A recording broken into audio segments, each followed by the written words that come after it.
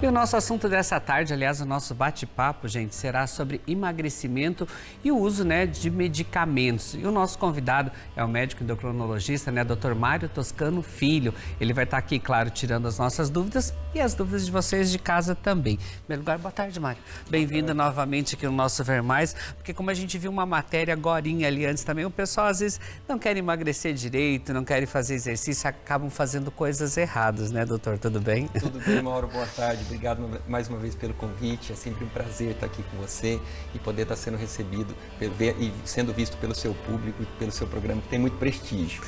Nós que agradecemos aí, doutor. Mas quando a gente fala em medicamentos, doutor, para emagrecimento, existe um mercado ilegal e perigoso também, como nós vimos ali desses injetáveis aí. Na parte de emagrecimento também, às vezes as pessoas acabam fazendo coisas erradas também, né? Isso mesmo.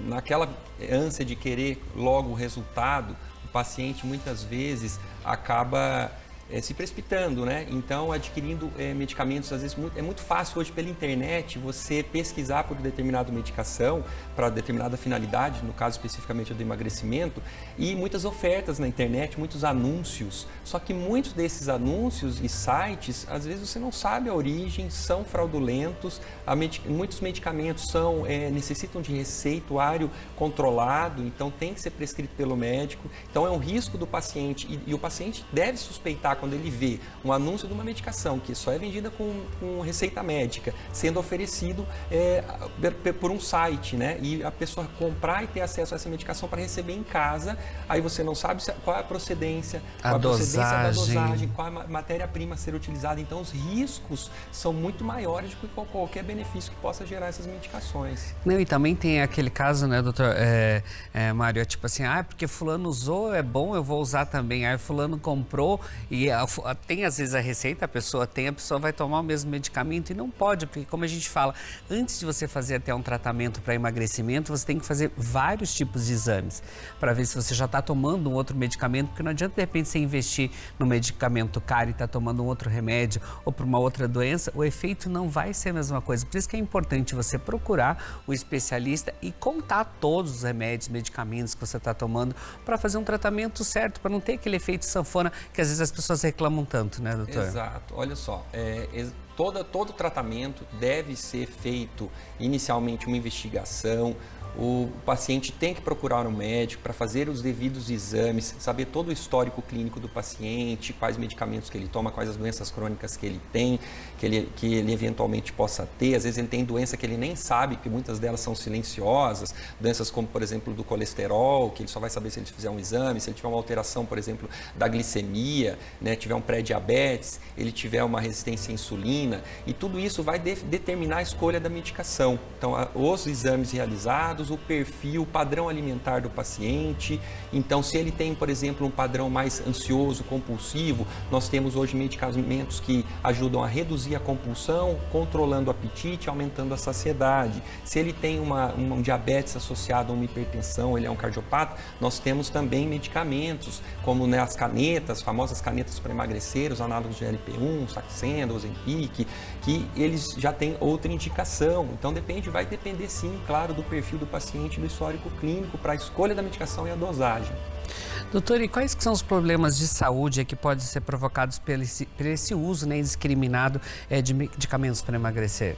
Olha, toda medicação, existem os benefícios e os riscos. Então, a gente sempre tem que escolher uma medicação para um paciente sempre que os benefícios superem esses riscos. Todos os medicamentos geram efeitos colaterais, podem gerar dor de cabeça, podem gerar aumento da frequência cardíaca, aumento da pressão arterial, podem provocar hipoglicemia se não utilizado da maneira correta. Então, assim, é fundamental realmente a devida orientação, porque, de fato, a automedicação é muito perigosa. Por mais que o paciente, ele às vezes tenha acesso à medicação sem a receita, vai pelas informações que ele encontra hoje nas redes sociais, que tem muita informação, ou pelos vizinhos, colegas que estão utilizando a medicação e que está dando certo o tratamento, ele quer simplesmente fazer igual. Porém, existe sempre sim o risco da automedicação para todo e qualquer tipo de tratamento e qualquer medicação. É por isso que a gente fala da importância importância, né, de ter esse acompanhamento médico aí e não ficar usando os medicamentos assim, doutor. Mas assim, doutor, para quem é hipertenso e diabético, ele pode usar esses medicamentos também para emagrecimento? Sim, aí depende da medicação, tá? Tem medicamentos que são contraindicados, certo? Pacientes, por exemplo, que têm hipertensão, eles devem evitar os medicamentos que são os anorexígenos, por exemplo, a sibutramina, que pode aumentar a frequência cardíaca, aumentar a pressão arterial, quer dizer, pode piorar uma doença de base que ele tem. Por outro lado, é um paciente que pode se beneficiar das canetas para emagrecer, né? Que são o Saxenda, o Ozempic, o Wegovy, que agora vai ser comercializado a partir do segundo semestre desse ano, que acabou de ser aprovado pela Anvisa, que são as canetas, né? Os injetáveis subcutâneos, de aplicação diária ou de aplicação semanal. Esses sim, eles reduzem risco cardiovascular. Então, para um paciente que é hipertenso, que é diabético, que possui, de repente, histórico de infarto, de AVC, que possui uma insuficiência cardíaca, esses pacientes podem se beneficiar dessas medicações, porque além de perder peso, vai ter controle metabólico e pode reduzir esse risco cardiovascular. Doutor, em caso de pessoas que precisam fazer a cirurgia bariátrica e precisa perder peso antes, que a gente sabe que tem todo um trabalho antes, é possível usar esses medicamentos antes da bariátrica para preparar para essa cirurgia? Excelente pergunta. Hoje a gente sabe que a obesidade é uma doença crônica que demanda tratamento contínuo. Então, assim, seja o paciente pré-bariátrico, está se preparando para a cirurgia, que de fato às vezes está num peso muito elevado, um grande obeso, que ele precisa perder um pouco de peso para fazer a cirurgia, para ter um melhor resultado, ele pode sim fazer um uso dessa medicação com devido acompanhamento, né, e com a devida dosagem adequada para que ele consiga atingir aquele objetivo antes de ser operado. Depois da cirurgia, para manutenção de resultados, também pode ser utilizada a medicação, certo? Então, é interessante porque hoje a gente pode tratar os pacientes que a princípio era visto como tratamento definitivo, somente a cirurgia, mas não, nós temos hoje as medicações que podem ser utilizadas continuamente para esses pacientes conseguirem manter a sua doença sob controle. É igual um diabético que usa medicação, seja a insulina ou seja os medicamentos orais, enquanto ele está seguindo o tratamento direitinho, fazendo a dieta, fazendo atividade física regularmente, ele está com o diabetes sob controle. O hipertenso é a mesma coisa, tomando as medicações corretas, nas dosagens corretas, ele vai manter aquela pressão controlada. O obeso, o paciente que tem uma obesidade, que também a vida toda teve essa questão da obesidade, ele com o tratamento, ele mantém o peso adequado, sob controle. Pode oscilar um pouco para mais, pode um pouco para menos, mas ele vai conseguir manter o controle da doença com a medicação, com os hábitos saudáveis. Se eles, por algum motivo, ele suspender ou relaxar esse tratamento, naturalmente ele vai perder esses resultados, seja com a cirurgia, certo? Que nem a cirurgia definitiva, seja com o uso da medicação. Então, hoje nós temos essas possibilidades terapêuticas, que a gente chama de tratamento clínico para a obesidade, que pode ser feito para toda a vida ou em períodos. Usa a medicação por um tempo, suspende a medicação, fica um tempo sem, depois pode retomar o tratamento de acordo com o reganho de peso. Doutor, e é verdade que alguns remédios antidepressivos podem ser usados também em caso de emagrecimento? Sim, essa também é uma ótima pergunta. Nós temos medicamentos previstos em bula e aprovados, né, especificamente para essa finalidade de perda de peso. E nós temos os medicamentos chamados off-label, fora de bula. Então, alguns antidepressivos, como por exemplo a fluoxetina, a bupropiona, eles são medicamentos que ajudam sim na perda de peso, certo? Então, eles atuam no sistema nervoso central, modulando alguns neurotransmissores, o principal deles é a serotonina, mas também a noradrenalina, fazendo com que no sistema mesolímbico, que é uma região do cérebro, ao modular esses neurotransmissores, eles conseguem aumentar a saciedade e reduzir a fome. E com isso, tirar aquela ansiedade, aquele comer compulsivo, ansioso, para alguns pacientes que têm esse perfil alimentar, de padrão alimentar, que é aquela coisa da fome, poxa, eu vou comer, mas eu quero comer aquele alimento específico, que é mais uma fome emocional do que uma fome física. Então, esses medicamentos, eles podem sim ser utilizados. Doutor, é por isso então que é importante o equilíbrio entre emoções e alimentações, por causa de repente dessa ansiedade, vontade de comer, aí você vai falar, não, vou comer só um pouquinho, acaba comendo mais do que deve também, tem essas ligações também? Tem demais, hoje, Um dos maiores prazeres da vida é a gente se alimentar, né? A gente poder comer e exatamente, existe essa diferença, né? A fome física é aquela fome que realmente a gente precisa se alimentar pela necessidade do alimento, né? Então, qualquer alimento vai saciar a fome física. Estou com fome, o que tiver na minha frente eu vou comer porque eu preciso, para dar energia, né? Para realmente dar força. Porém, a fome emocional é aquela que você quer um alimento específico. Poxa, eu estou com vontade de comer um pastel frito de carne com catupiry. E se eu comer um arroz e feijão, não vai matar essa vontade, não vai satisfazer. Então, tem que ser aquele alimento específico que gera aquela sensação de recompensa imediata.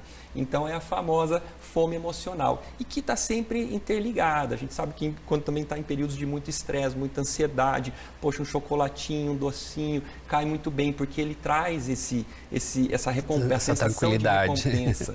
Mas tem que ter muito cuidado e existem essas medicações que ajudam exatamente a tratar e a diferenciar esses dois tipos de fome. Doutor, já na população em geral, né, sem comorbidade, existem efeitos colaterais no uso de medicamentos para emagrecimento?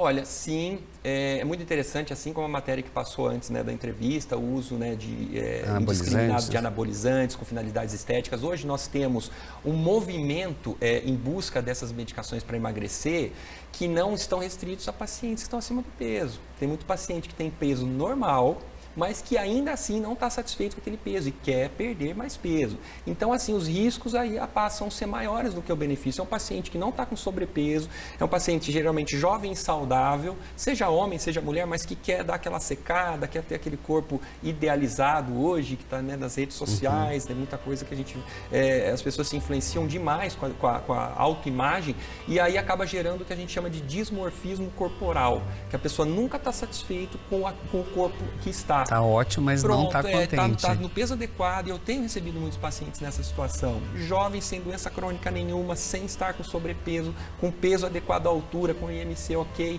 porém quer fazer uso da medicação. E aí acaba sendo um risco, porque ele pode gerar efeitos colaterais, pode gerar hipoglicemia, pode fazer a pessoa perder peso além do que a pessoa gostaria de perder e acaba gerando uma dependência psicológica, porque a pessoa acha que não, que eu preciso da medicação para ficar naquele peso ideal que eu quero ter. Poxa, mas aí vai passando os anos, né? O metabolismo vai mudando, a mulher que ganha o neném muda totalmente, vai se aproximando da menopausa, o homem da andropausa e por aí vai. Então a gente tem que ter muita cautela para realmente saber a devida indicação dos medicamentos. Mário, outra coisa assim, a partir de quanto tempo após os usos de medicamento a pessoa começa a perceber os resultados ali? Depende de cada pessoa, o que ela está fazendo certo, o que ela está fazendo de errado também? Olha só, a questão a medicação começa a agir a partir do momento que o paciente começa a utilizar, seja ela qual for. Agora, a percepção é muito individual. Tem pacientes que já estão tendo efeito da medicação, com melhoras metabólicas, né? Por exemplo, tem as canetas, então, os análogos de GLP-1, quando a pessoa já começa a aplicar, ele já começa a ter uma melhora de controle glicêmico, ele já começa a ter diminuição de resistência insulínica, só que isso o paciente não percebe, ele não sente, ele só quer ver o peso da balança diminuir. Alguns vão perder peso já desde o início do tratamento, na primeira semana, outros só vão perder no segundo mês, no terceiro mês, com doses mais altas. Então, a questão da percepção é muito individual, porém, porque também cada metabolismo tem uma reação a determinada medicação, uma tolerância, né, e uma eficácia muito individuais. Porém, assim, a ação da medicação é desde o início. Começou a tomar o medicamento, seja ele um comprimido, seja ele, né, para modular ali a serotonina, para ajustar a questão da ansiedade, ele passa a agir, só que a percepção vai depender de cada um. Tem pacientes que realmente não, poxa, já estou notando um aumento de ansiedade, tem outros que não, acham que não estão, mas aí já querem aumentar a dose, às vezes precipitam num aumento, uma progressão de dose que ainda não está prevista e aí acabam passando mal com efeitos colaterais por uma dose excessiva em um curto período de tempo. Doutor, mas quais os outros cuidados, né, que o paciente precisa ter para alcançar esse objetivo aí da perca de peso, né? Que não é só tomar o medicamento ali e tal, tem que ter outros cuidados especiais também, né? Perfeitamente. Não dá para escorar colocar todas as expectativas na medicação. Eu sempre falo isso também para os meus pacientes em consulta médica, nos vídeos que eu também tenho divulgado, né, nas redes sociais, que a medicação é um dos pilares do tratamento. A pessoa precisa buscar um estilo de vida saudável, precisa ter dietas bem equilibradas, dietas hipocalóricas, precisa fazer atividades físicas regulares, porque isso sim vai determinar, vai promover saúde como um todo. Então não é só a questão do peso, é a questão da saúde. Isso é importante também. E chegou pergunta para a gente ali. Doutor, bebida alcoólica engorda? É a Marli Benassi. Muito boa pergunta. Olha a preocupação, olha a preocupação. Isso aí, porque a gente sabe que o consumo de bebida alcoólica, de fato, faz parte, né, da vida. E realmente, a pessoa que está querendo perder peso, muitas vezes pergunta, se eu tomar determinada medicação, eu posso ingerir bebida alcoólica? Algumas medicações podem ser associadas com bebida alcoólica e não tem interação medicamentosa, outras não. Porém, a bebida alcoólica em si, ela é muito calórica. Então, tem que ter muito cuidado se você está querendo perder peso, porque assim, para você ter uma ideia, 1 grama de álcool, ele tem mais calorias do que 1 grama de carboidrato e do que 1 grama de proteína. Ele só tem menos calorias do que 1 grama de gordura. Então, para você ver, e é uma caloria vazia. Então, seja cerveja, seja destilado, né, ou fermentado, né, um vinho, um uísque, uma cerveja, se você tomar, dependendo da quantidade que você estiver ingerindo de álcool, você está ingerindo muitas calorias. Então, certamente isso vai dificultar e vai prejudicar o teu tratamento para perder peso. Então, tem que ter sempre o equilíbrio, buscar o equilíbrio. Eu também não sou radical, falar a pessoa tem que cortar totalmente o álcool, tá? Faz parte da vida, socializar e tal, né, se reunir com amigos, só que tem que ter cautela, equilíbrio, né, evitar os excessos. Como tudo na vida, como né? Tem que ter o controle ali. Mas, ó, eu vou deixar o Insta do Dr. Mário ali também. De repente, se vocês estão em dúvida, querem interagir, querem fazer outras perguntas também, porque sabe que o tempo nosso aqui é curto, né? A gente tenta responder alguns, mas não conseguimos responder a todos. Mas vocês podem interagir. De repente, se vocês querem um outro assunto ligado ao emagrecimento, mande pra gente que a gente convida novamente o Dr. Mário. Gratidão. Obrigado. Bom retorno para Toledo e venha mais vezes. Obrigadão. Bom, bora pro intervalo então? A gente vai pro intervalo